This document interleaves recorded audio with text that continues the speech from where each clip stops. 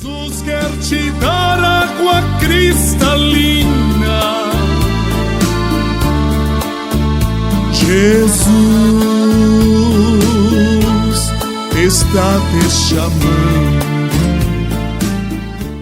Esdras capítulo 10, que diz, versículo 1: E orando Esdras assim, e fazendo essa confissão, e chorando, e prostrando-se diante da casa de Deus, ajuntou-se a ele de Israel uma muito grande congregação de homens e de mulheres, de criança, porque o povo chorava com grande choro.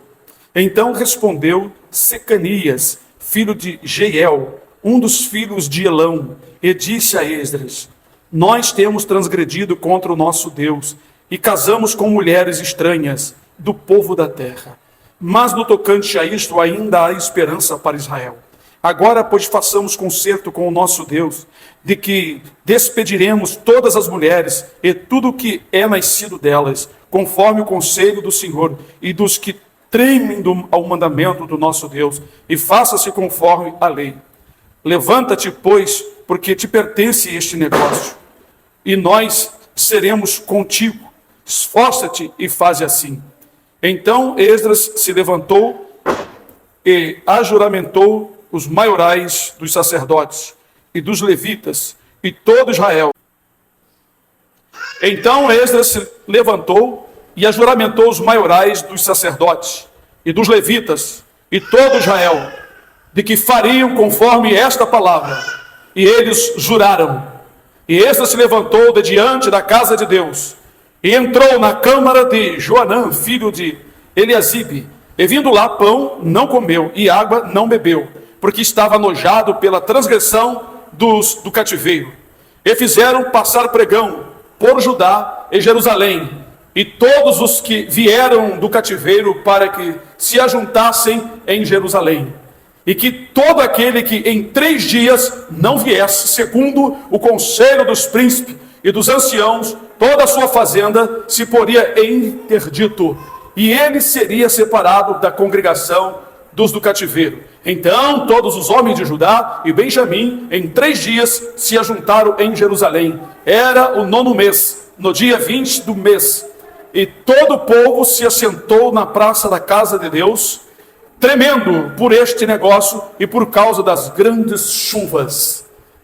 Esdras, Neemias, Ageu, outro profeta, outras pessoas importantes e mais o povo de Israel, passaram 70 anos no cativeiro. Então, passados 70 anos, eles voltaram. Só que durante esses 70 anos, muitos dos judeus casaram com mulheres de outras nações, o que era terminantemente proibido. A nação de Israel não podia se misturar com outras nações por causa dos seus maus costumes. Porque os filhos falavam meio judaico e meio de outras nações, e trazia confusão.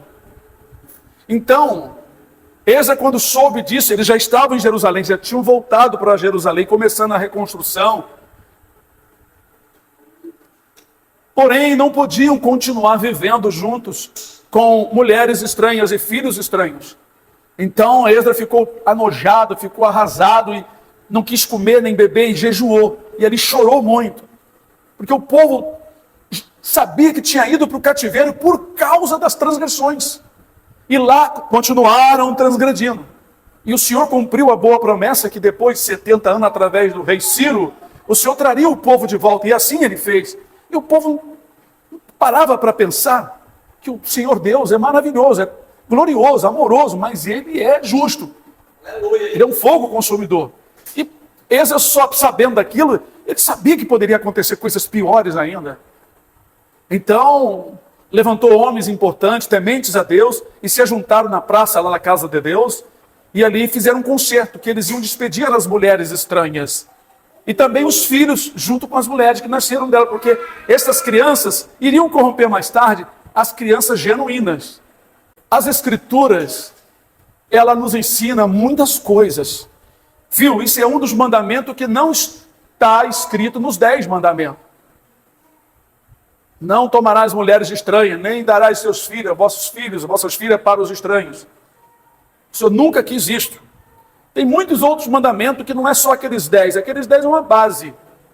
Tem muitos mandamentos que ainda estão de pé. Por exemplo, não verás a nudez do teu próximo, nem do teu tio, da tua mãe, da tua avó, de ninguém. Por isso que pai com filho não deve estar tomando banho. Por isso que duas crianças não devem estar no banheiro sozinhas. Isso é pecado. Talvez vocês pensem que eu seja assim, o pastor é muito duro, ou então é exigente. Eu estou exigindo aquilo que eu sei. Se eu deixar a igreja de qualquer maneira, Satanás entra. Aí duas mocinhas vão para lá, uma colega, e daqui a pouco começa a acontecer coisas. Ou dois meninos entram no banheiro. Então não pode. Criança muito pequena tem que ser levada pelo pai. Moça, menina, pela mãe. Que às vezes faz bagunça, não é como nós já vimos. Mas isso tudo é porque está escrito. Isso não foi cravado na cruz. Tem coisas aqui na lei que está de pé. E nós obedecemos pelo Espírito, pela graça que nos é dada. Nós entendemos que isso traz uma corrupção. Por que nós não vamos à praia? Por causa da lei. Não verás a nudez do teu próximo. Você pega o celular, não deve estar olhando nudez, gente nua, tomando banho. A fulana está lá de biquíni. Isso não é para nós, porque aos olhos de Deus, essas mulheres de biquíni, já expliquei, é como se tivesse de calcinha e sutiã. Elas estão nuas diante dos olhos de Deus. E os homens só de sunguinha, que é uma verdadeira cueca, eles estão nus aos olhos de Deus. Veja que quando Pedro estava só com a roupa de banho e disseram para Pedro, Jesus estava, depois de ressuscitado, do outro lado. Então, disseram, é o Senhor. Pedro colocou a túnica para fazer o quê? Nadar. Então, se vocês que gostam ainda de nadar por aí, se vocês estão nadando nu, só de short, sabe que vocês estão pecando diante do Senhor. É pecado, não tem essa não. É transgressão, sim senhor. É pecado, sim senhor. Eu já tomei muitas vezes banho de roupa. Fui no Rio, hoje eu não tenho mais essa vontade. Mas quando eu não conhecia a palavra, era só como Pedro. Pedro estava nu, só com a parte de baixo aqui de banho. Então, amados, são mandamentos. Não verás a nudez do teu próximo, está escrito. Então, outro mandamento, não casarás com mulheres estranhas. O que acontece quando jovens da igreja, ou moças, se precipitam e casam com um rapaz que não é convertido de verdade? É um engraçadinho que vai no culto, leva uma bibliazinha, mal lê, não sabe nada. O assunto é só conversinha fiada, risadinha, só assunto de chocarrice, meninice. E a moça não vê isso. A moça que não tem conhecimento bíblico, ela cai na mão desse indivíduo. E jovem na igreja também, rapaz, que está aí sonhando com a cabeça lá na lua, lá em cima, vê uma mocinha lá fora, já quer se juntar, já quer casar, vai apanhar, vai sofrer. E depois vai querer sair fora, não pode. Casou, só pode sair fora se houver adultério. Se não houver adultério, tem que aguentar o balaio, tem que aguentar a carga de lenha. Não quis? Achou bonitinho? Iludiu seus olhos igual Sansão? Vai lá sofrer. Bom é esperar no Senhor, porque a Bíblia diz em provérbio, do Senhor, aleluia, do Senhor vem a mulher prudente. Glória a Deus.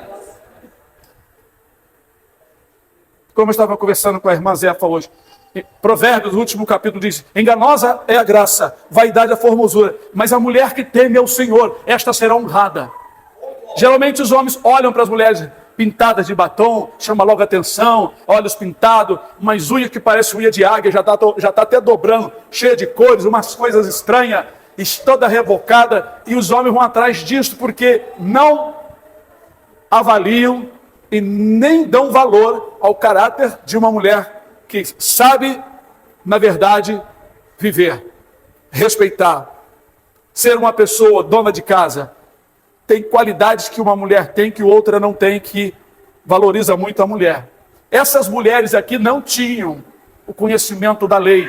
Elas lá no fundo honravam seus ídolos, seus deuses. E de escondido ensinavam seus filhos coisas erradas sobre os seus deuses, sobre os seus países. Mesmo que o varão, o esposo, falava sobre Deus, o Deus de Israel. Alguns, por amar tanto as mulheres, nem falavam. Vocês não lembram daquela Cosbi, como é que é o nome daquele casal? Sim, Cosbi, né? E quem era o nome do varão? Esqueci. É de uma das tribos lá que veio chorando os dois porque o varão não queria abandonar a mulher estranha. Então o filho de sumo sacerdote, Arão, Finéias, pegou uma lança, foi lá na tenda, matou a mulher e matou o homem. Uma praga estava consumindo ali por conta desse casamento. Então, Esdras sabia disso, que isso trazia maldição. Toda união errada traz maldição. Quando você casa com alguma coisa do mundo, você põe dentro da sua casa, vamos falar de objetos, de roupas, de modas, etc, etc. Coisas que Satanás criou e não Deus. Essas invenções malucas e estranhas que muitas mulheres adotam, calças, por exemplo, rasgadas, parecendo parte da perna, sensualizando, atraindo a atenção de homens, ou roupas apertadas, marcando a calcinha, e os homens olhando, vendo a mulher andar e rebolar. Estou falando bem claro, tem gente que casa com essas coisas. Casar é estar grudado a essas coisas. Então, põe no seu dia a dia, traz para o seu lar, e aí as coisas começam a acontecer de forma estranha, porque não tem bênção de Deus. Esse varão aqui, Esdras, ele sabia o que poderia acontecer, e por isso ele estava chorando, anojado. E o povo depois começou a perceber que o mal poderia acontecer. Eles estavam vindo do cativeiro. Agora eu quero falar uma coisa interessante, irmãos. Deus sempre quis o povo puro. Era uma purificação, era santificação, despedir as mulheres estranhas com os filhos. Como Sara mandou Agar embora, porque Agar era uma egípcia escrava e o filho era escravo, só que o filho já estava fazendo coisas estranhas, zombando do Isaac. E era plano de Deus mesmo ela ir embora com o seu filho. Agora, nós estamos voltando do cativeiro, prestes a entrar na Jerusalém celestial. Aleluia. Nós temos que mandar embora toda mulher estranha com seus filhos. Ou seja, toda coisa estranha. Tudo que é estranho, nós temos que nos desgrudar. É algo semelhante que eu estou falando para vocês, fazendo uma comparação. Casar é estar grudado, é fazer aquela união. Casar não é aquilo que todo mundo entende, um casamento, uma festa, a pessoa ali, tá o noivo, tá a noiva, tá os padrinhos. Irmão, isso aí é uma festa de casamento. Casar é isso. Por exemplo, esta haste do óculos foi feita para ser casada aqui. Casar é unir perfeitamente. Veja no dicionário para vocês não ficar marcando passo ou andando para trás, como muitos crentes e pastores nem sabem ensinar sobre isto.